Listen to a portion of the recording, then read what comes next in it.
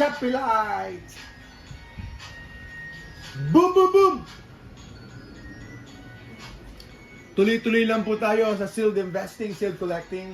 Pokemon Hobby is going stronger than ever. I think it's going stronger, mga kaibigan. The demand is over the top. The demand is over the top, mga kaibigan, mga kababayan ka Pokemon. So magdadagdag tayo ng pakonti-konting Ascended Heroes ETB. Boom, boom, boom!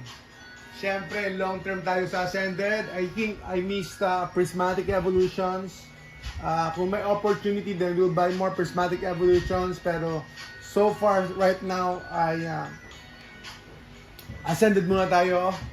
Depende po sa opportunity na magpapakita sa atin. And then 151, I think na-miss ko na po yun. I'm almost selling out na po sa mga 151 po natin. Almost selling out na po tayo sa 151 po natin. Nasaan daw ang Chaos Rising natin? Wala po tayong Chaos Rising. Siguro makakachamba-chamba tayo ng paisa-isa. Kaya kung meron nagbibenta sa inyo, bibili tayo. Kahit market price. Boom, boom, boom. Wag lang naman over the market. Bubuksan na natin. Bubukasan po tayo ng ilang piraso. Chaos Rising, I think it's better than Perfect Order. I think it's gonna be better than Perfect Order. Chaos Rising, I think it's gonna be better than Perfect Order. Pero syempre, maraming pwede magbago.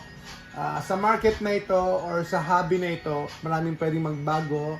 Yung tinatawag nating market sentiment or people's sentiment, yung bugso, yung damdamin ng mga tao, ng mga nasa hobby nagbabago.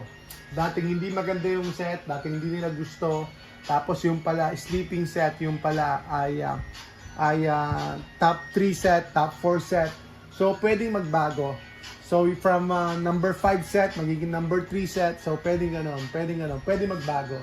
O kaya yung card na number 2, number 3, or number 4, magiging number 1. So pwede po magbago over time. Like in Crown Zenith, hindi naman talaga number 2 yung Mewtwo V-Star. Hindi naman number 2 yung Mewtwo V-Star. I think medyo malayo-layo siya. Siguro nasa above 5. So above 5 Mewtwo V-Star, I think sabihin natin above 5 siya, pero over 3 years, sabihin natin 3 years kung hindi nagkakamali, number 1 na po siya ngayon. Mewtwo V-Star ng Crown Zenith. Boom, boom, boom. So nangyayari po 'yan sa hobby.